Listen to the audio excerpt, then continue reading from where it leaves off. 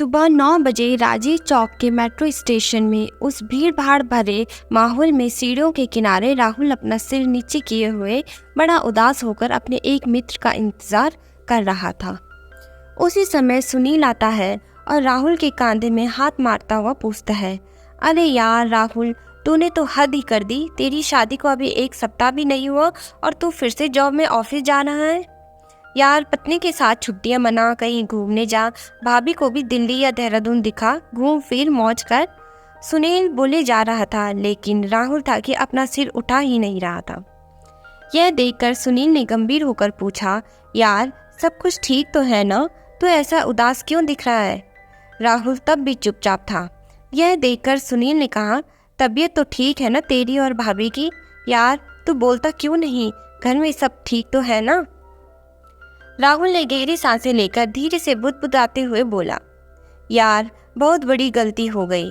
अनीता मेरी जैसी नहीं है, वो मॉडर्न नहीं है, गांव की है, अच्छी अंग्रेजी नहीं जानती, उसका रहन सहन, उसका स्वभाव। यार हमेशा बाइबल पढ़ना, हमेशा प्रार्थना और प्रभु प्रभु कहना, यार ये भी कोई जिंदगी है? 3 दिन में ही परेशान हो गया हूँ, गले की हड्डी हो गई है वो मेरे लिए। मेरी तो जैसी जिंदगी ही बर्बाद हो गई। सुनील ने कहा, अरे तू भी तो क्रिश्चियन है ना? हाँ हो तो सही, लेकिन हम लोग बड़े दिन में और ईस्टर आदि में ही चर्च जाते हैं। यार हर समय बाइबल की बातें और यह सब कुछ दिखावा मुझे बिल्कुल अच्छा नहीं लगता है जैसे मैं अपने घर में नहीं किसी चर्च में रह रहा हूँ। सुनील ने दिलासा दिलाते हुए कहा, सब कुछ ठीक हो जाएगा यार, कुछ समय दे भाभी को, नई है दिल्ली में, सब कुछ सीख जाएगी। राहुल ने बात काटते हुए कहा, चल ऑफिस देर हो रही है। आज राहुल और अनीता को 3 माह हो चुके हैं, लेकिन राहुल अलग कमरे में सोता है और किसी भी तरह अनीता के सामने नहीं आना चाहता।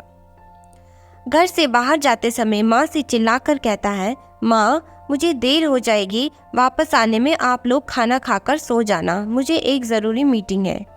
ये तो उसका रोज का बहाना हो गया था। अनीता जब भी पानी या चाय देती तो राहुल उसे ऐसे सलीके से गिलास या कप को पकड़ता कि कहीं उंगलियां स्पर्श न हो जाए। अनीता हर वो प्रयास करती कि कैसे वो राहुल को खुश रखे, माँ का ध्यान रखती, सुबह से शाम तक घर को सजाने संवारने में लगी रहती, यूट्यूब से देख देख कर बढ़िया से बढ़िया खाना बनाने की कोशिश करती। आज शाम राहुल गाजर का हलवा खाते हुए जोर जोर से अपने ऑफिस के किसी व्यक्ति से बातें कर रहा था। माँ ने ऊंची आवाज में कहा, अरे घर में तो कम से कम शांति से खाया कर, ऑफिस को घर मत लाया कर, गाजर का हलवा ठंडा हो जाएगा। तभी माँ को चुप कराने के लिए तुरंत राहुल ने कहा, माँ बहुत बढ़िया हलवा बनाया है आपने। माँ ने कहा, मैंने नहीं, बहू ने बनाया है। यह सुनकर तो राहुल के जैसे सांप सूख गया। वह चुपचाप अपना फोन लेकर डाइनिंग हॉल की ओर चला गया और फाइलें पलटने लगा। माँ को अंदाजा तो था कि इन दोनों के बीच कुछ तो पक रहा है जो ठीक नहीं है। माँ जानती थी कि राहुल बचपन से जिद्दी है। माँ भी सोच रही थी कि राहुल और अनीता को कुछ समय चाहिए, धीरे धीरे शायद सब कुछ ठीक हो जाएगा। वो अनीता से बहुत प्यार करती थी। कई बार कई मामलों में समझाने के लिए शब्द कम पड़ जाते हैं, क्योंकि इतने दिनों में अनीता ने अपनी सासू माँ को अपनी सगी माँ से बढ़कर प्यार किया था, क्योंकि अनीता ने अपनी माँ को बचपन में खो दिया था। पिता ने ही माँ और बाप दोनों का प्यार दिया था और उसे शादी के समय बोले गए पिता के वो शब्द भी अच्छे से याद थे जो उन्होंने आंसू बहाते हुए विदाई के समय कहे थे, बिटिया अब से ससुराल ही तेरा घर है और सास ससुर ही तेरे माता पिता। अनीता अपना कर्तव्य निभाने में कोई कसर नहीं छोड़ रही थी, लेकिन राहुल का यह स्वभाव उसे हर पल कांटे की जैसे चुभ रहा था।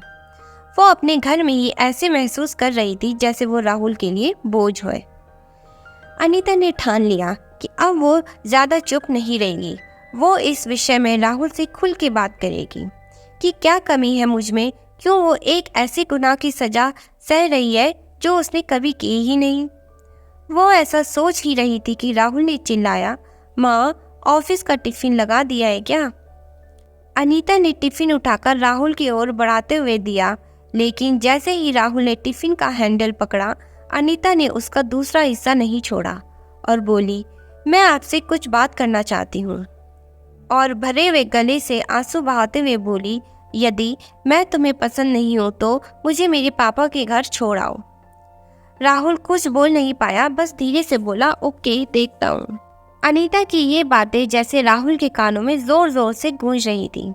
पूरा दिन उसका काम करने का मन नहीं लगा।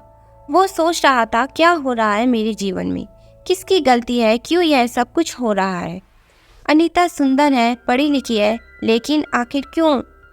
जो भी हो, अंदर से कहीं लग रहा, चलो अच्छा है भला टली, वो अपने घर चली जाएगी, कुछ दिनों में तलाक आदि के पेपर तैयार करवा लूँगा, वो भी किसी और से शादी कर सकती है और मैं भी आज़ाद।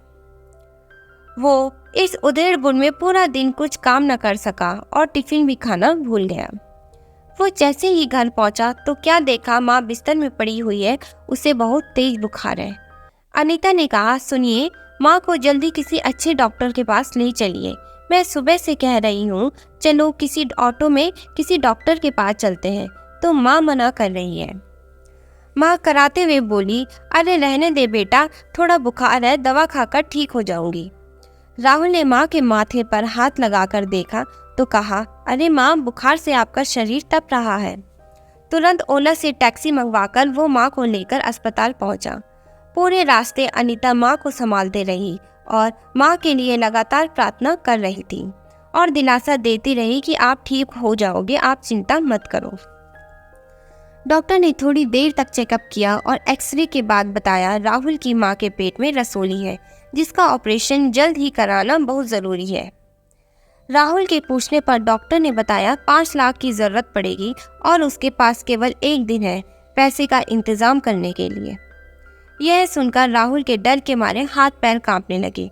वो सोचने लगा, अभी शादी के समय ही तो कर्ज लिया था, दोस्तों को पार्टी देने में उसकी सारी जमा पूंजी भी चली गई थी। लेकिन वो अस्पताल से बाहर आकर जिसे भी हो सकता फ़ोन लगाना शुरू किया। सभी दोस्तों ने कुछ न कुछ बहाना बनाकर और दुख जताकर फ़ोन रख दिया। उसने ऑफिस में फ़ोन किया, वहाँ से भी मालिक ने कहा, देखो राहुल, लॉकडाउन के बाद वैसे भी हमारी कंपनी लॉस में चल रही है और आपने पहले भी एडवांस ले चुके हो, सॉरी, अभी हम आपकी कोई मदद नहीं कर सकते। राहुल पूरे 2 दिन तक पैसों के इंतजाम में जहाँ जा सकता था वहाँ गया, लेकिन उसके हाथ निराशा ही लगी। अंत में उसे लगा, मुझे डॉक्टर से कुछ और मोहलत लेनी चाहिए। यदि हो सके तो 2 या 3 दिन बाद यदि ऑपरेशन हो तो वो कहीं न कहीं से लोन लेकर या घर के पेपर गिरवी रखकर पैसों का इंतजाम कर लेगा। थका हुआ वो अस्पताल पहुंचा और सीधे डॉक्टर के कैबिन में जाकर डॉक्टर के पैरों को पकड़ते हुए बोला, सर, मुझे 2 दिन तक और मोहलत दे दीजिए, मैं आपका सारा पैसा दे दूंगा और ऑपरेशन के भी पैसे भर दूंगा। आप बस मेरी माँ की जान बचा लीजिए, मैं आपका यह एहसान जिंदगी भर नहीं भूलूंगा। राहुल रो रहा था। डॉक्टर ने कहा, अरे तुम क्यों परेशान हो रहे हो, तुम्हें तो खुश होना चाहिए, ऊपर वाले ने तुम्हें इतनी अच्छी पत्नी दी है, उसने पूरा पैसा चुका दिया है। तुम्हारी माँ का ऑपरेशन तो हो चुका है और वो अब खतरे से बाहर है, वो अब बातें भी कर सकती है, आज छुट्टी हो जाएगी, आप अपनी माँ को घर ले जा सकते हैं। राहुल को सुनकर यकीन नहीं हुआ। वो दौड़ा और लेडीज वार्ड में माँ के पास पहुंचा तो देखा माँ बिस्तर में पीछे टिकी हुई बैठी थी और अनीता उनके पैरों को हल्के हल्के दबा रही थी।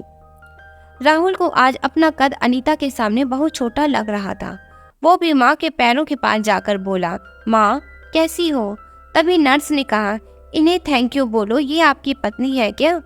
इन्होंने रात दिन सेवा की है और पूरी रात जीसस से प्रार्थना की है इनके जीवन के लिए।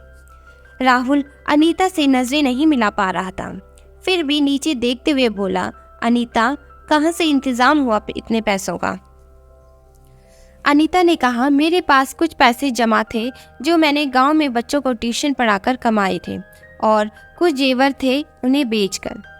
माँ ने धीरे धीरे आंखें खोलकर बुदबुदाते हुए बोला, बेटा ये मेरी बेटी से बढ़कर है। और अनीता का हाथ राहुल के हाथ में रखते हुए बोली, मैं तुम दोनों को हमेशा खुश देखना चाहती हूँ। राहुल की आंखों में पश्चाताप के आंसू अनीता के हाथों में गिर रहे थे। दोस्तों, अगर आपको हमारी कहानियाँ पसंद आती है तो चैनल को लाइक शेयर और सब्सक्राइब ज़रूर करें और कमेंट करके हमें ज़रूर बताएं कि आपको हमारी कहानी कैसी लगी।